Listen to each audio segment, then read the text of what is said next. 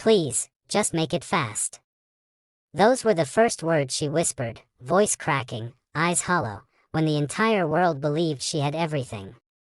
No one knew that in that moment, the richest, most feared CEO in the city was ready to give up, until the single dad standing in front of her slipped off his jacket and changed everything. He hadn't planned to be there. Liam Turner was just a maintenance supervisor, quiet, respectful, always early, and always the last to leave so he could pick up his daughter on time.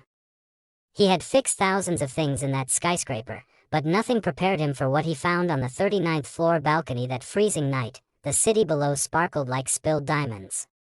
But she stood at the edge, Alyssa Carrington.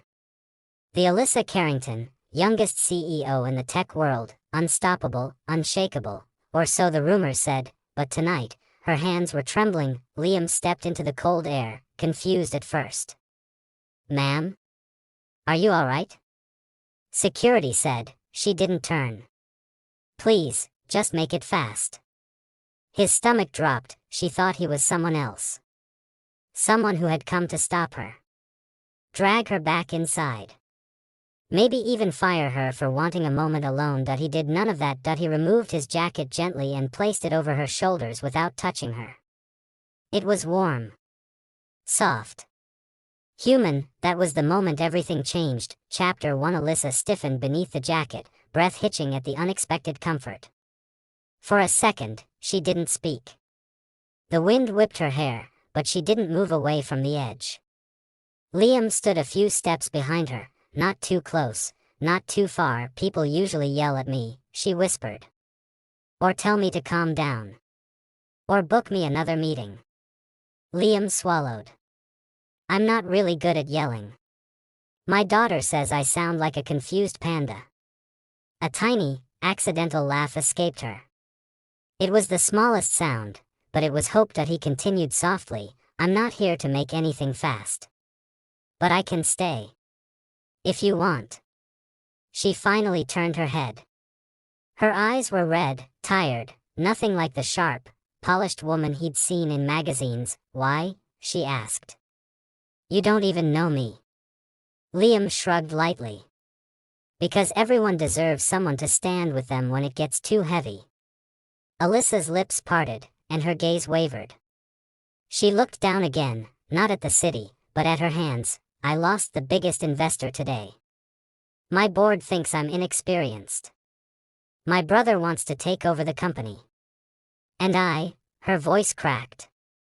"I've been fighting alone for so long that I don't even know how to ask for help anymore." "You just did," Liam said. Something fragile in her expression broke. The wind grew colder. Liam slowly reached out, not touching her, just offering his open hand. "You don't have to step back," he said. "Just step towards something else." For a long moment, she hesitated. Her breathing quickened. Her fingers twitched, and then, slowly, she stepped away from the edge. Liam exhaled shakily, only realizing then how terrified he'd been of every possible outcome. Alyssa wrapped the jacket around herself, shivering. "Thank you," she whispered. He nodded.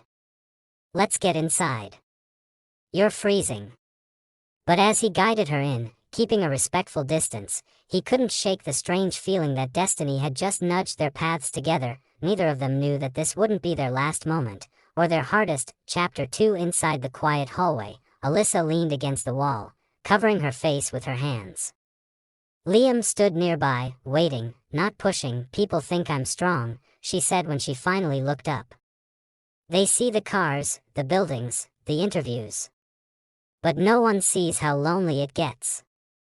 How loud the silence is when everyone depends on you." Liam nodded slowly. "I do. I know that silence. After my wife passed, the house felt like an empty cave. I used to talk to the toaster just to hear something back." Her brows lifted. "You lost your wife?" "5 years ago. And I had a newborn in my arms. I had to learn how to be brave by pretending. Every day." Alyssa blinked, stunned. The man who saved her was carrying his own storms. "How did you get through it?" she asked softly. He smiled, gentle but tired. Because someone told me the same thing I'm telling you. You don't have to do everything alone. People aren't meant to be islands. Alyssa's voice softened. I don't even know how to start. You already did. There was silence, but it wasn't sharp now. It was soft. Real. Then, out of nowhere, her phone buzzed non-stop. Calls, messages, board alerts. She flinched at every vibration. Liam reached over and pressed the side button, muting it. You're allowed to breathe, he said. Her eyes glistened. For the first time that night, she wasn't thinking about shareholders, deadlines, or expectations. She was thinking about the man who brought warmth into a moment colder than the winter air outside. A stranger who didn't want anything from her.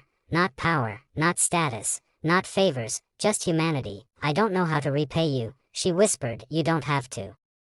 She held his gaze. But I want to.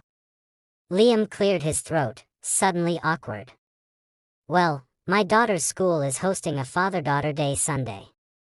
She wants me to bring someone who can braid hair because I'm, terrible at it. For the first time, Alyssa smiled, genuine, glowing, full. I can braid, she said softly. Perfectly. Then maybe, you could come. As a friend. No boardrooms. No pressure. Alyssa's eyes warmed with something he couldn't name. I'd like that. She wrapped his jacket tighter around herself as they walked toward the elevators, two broken pieces unexpectedly fitting together. She had stepped away from the edge tonight, but neither of them realized she had also stepped toward a new beginning.